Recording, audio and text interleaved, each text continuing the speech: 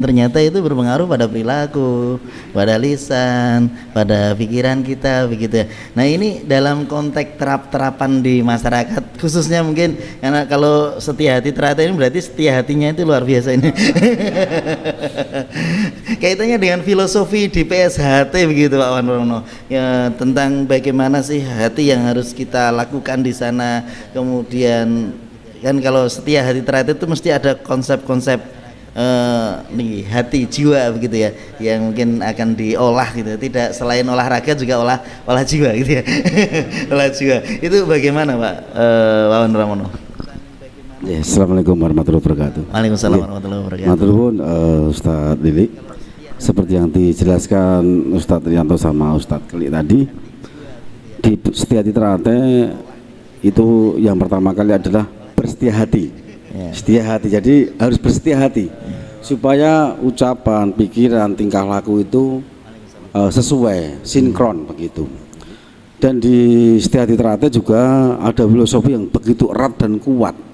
Manusia bisa dihancurkan, manusia bisa dimatikan, tapi manusia tidak bisa dikalahkan selama manusia itu masih bersetia hati kepada hatinya sendiri.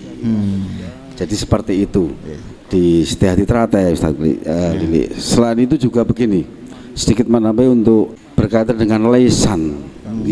Lisan adalah ucapan, bukan catatan. Selama ini sebagian besar pertikaian, keributan itu sebagian besar muncul karena lisan yang keluar kurang dijaga. Ya seperti itu. Karena kalau sudah menginjak ke mencari kesalahan orang lain atau tidak suka dengan seseorang, itu semulia apapun seseorang itu tidak ada baiknya. Tetap dicari kesalahannya. Pasti kesalahan, ada yang salah. Semulia seseorang itu banyak noda di mata mereka karena manusia tidak ada yang sempurna. Begitu tak? Jadi memang kalau ya memang harus setia hati ya. Kalau hatinya sudah bersih, hatinya sudah bening begitu, kemudian mempengaruhi dari seluruh perilakunya, maka kita kembalikan lagi bertanya kepada hati kita. Bertanya kepada hati kita. Hal ini tuh menurut hati kita bagaimana begitu? Hati yang bersih maksudnya begitu. Harus setia, harus bersetia. Harus bersetia itu. Jadi kita memang harus bersetia hati. Tapi kan tetap setia hati yang bersih begitu ya. Kemudian bagaimana Ustaz Rianto cara membersihkan hati itu? Kan kita kan memang hatinya harus bersih gitu ya kan. Kalau tadi kan semuanya itu bermula dan bermuara dari hati begitu ya. Bagaimana cara kita membersihkan hati kita, membeningkan jiwa kita begitu. Jadi untuk memiliki hati yang bersih itu satu hal yang perlu dipahami, bahwa setiap manusia itu siapapun itu, setinggi apapun pangkatnya, seberapapun banyak hartanya, pasti memiliki kesalahan dan dosa. Tidak ada manusia di dunia ini yang baik tidak memiliki dosa, maksum kecuali Nabiullah Muhammad sallallahu alaihi wasallam. Jadi saapi-api wong iki enek-eneke. Nek arep goleki wong sing paling apik sak donya ora bakal ketemu. Saapi-api wong tetep ana eleke niku bahasane simbah ngoten niku. Maka untuk membersihkan hati itu ada beberapa ini. Mungkin nanti di Mas Wawan bisa diterapkan di para pendekar-pendekarnya gitu. Jadi setia hati nanti tidak ada menjadi pendekar yang pilih tanding, tapi juga memiliki keimanan gitu. Yang pertama adalah isi hati itu dengan zikir. Zikir. Nah, zikir. Karena apa? Luar biasanya zikir itu ani jali suman zakaroni gitu gitu. Jadi aku ini temannya orang zikir. Jadi orang yang sering berzikir kepada Allah itu akan jadi temannya Allah. Tidak hanya jadi temannya kita, ini bisa dibayangkan mungkin Mas Wawan ya, Mas Wawan, Keli, Ustadz Kelili punya teman bupati aja bangga gitu ya. Wah, Pak Bupati ini teman saya ini. Tapi bupati mana kurang tahu ya. Bupati Belambangan itu.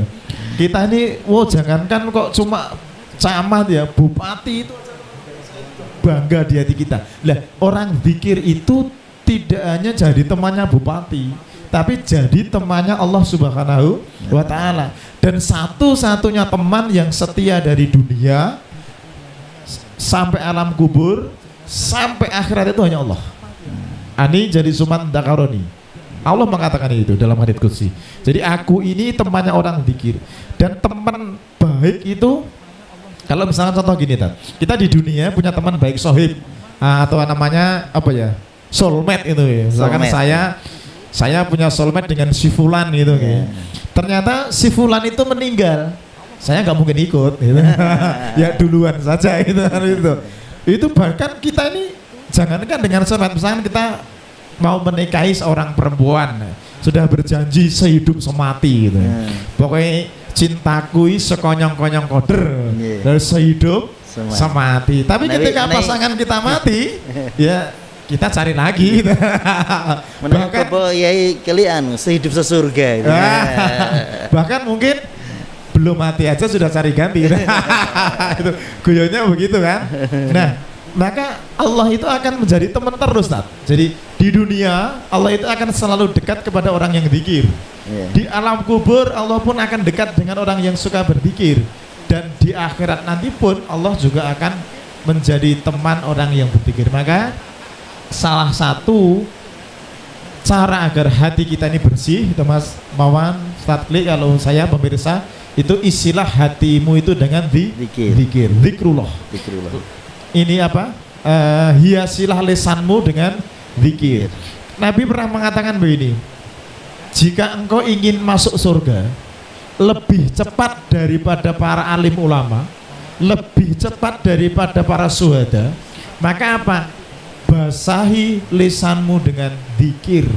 Maka zikir itu mendekatkan kita kepada surga dan menjadikan kita dekat dengan Allah Subhanahu wa Ta'ala. Itu yang pertama. Yang kedua, biar ditambah Ustaz, guru kita Ustaz Keli. Nanti kan ditambahkan di kesempatan berikutnya. Monggo Ustaz Keli. Monggo Bobo Yai. Ya, terima kasih. Hati ya tadi sudah disampaikan bisa baik, bisa jernih, bisa bening. Satu dengan zikrullah atau zikir kepada Allah Subhanahu wa Ta'ala. Maka kembali menguatkan bahwa salah satu di antara guru-guru kita menyampaikan jika hati dan lisan ini disibukkan dengan berzikir, maka tidak mungkin setelahnya keluar hal-hal yang tidak baik. Misalnya kita sering berzikir, kalimat-kalimat thayyibah sering kita ucapkan, maka yang dikeluarkan apakah itu perkataan atau perbuatan tidak mungkin jelek ya. Tapi kalau jauh dari zikir, mohon maaf anak-anak kita sekarang, mohon maaf ya, pulpen jatuh aja kalau kita kan ya innalillahi menyebut nama Allah. Tapi kalau anak-anak kita kan kadang-kadang mohon maaf nyebut kalimat yang tidak baik, nyebut teng-tengnya tadi. Yang kedua adalah sebenarnya basahi lisan kita dengan qiraatil Quran. Dengan membaca Al-Quran. Iqra'ul Quran fa innahu ya'ti yaumal qiyamati safi'an li ashabihi. Bacalah Al-Quran, sebab apa yang kita baca insyaallah kelak di akhirat akan menjadikan syafaat bagi sahabatnya. Jadi kita baca, apa yang kita baca kelak di akhirat akan dicari oleh siapa? Oleh yang kita baca. Apa? Al-Quran. Maka hiasilah hati kita, hiasilah rumah kita, hiasilah lisan kita, jasmani dan rohani kita, pikiran kita dengan qiraatil Quran. Karena yang diucapkan tidak ada kalimat di Al-Quran itu yang kalimat kotor. Ya, begitu. Kalau kita kembali kepada lisan, mohon maaf ini, kalau orang Jawa mengatakan ajining diri gumantung ono ing latih, ya kan, itu kalau bahasanya orang Jawa. Ajine rogo gumantung wonten ing busana. Busana PSHT.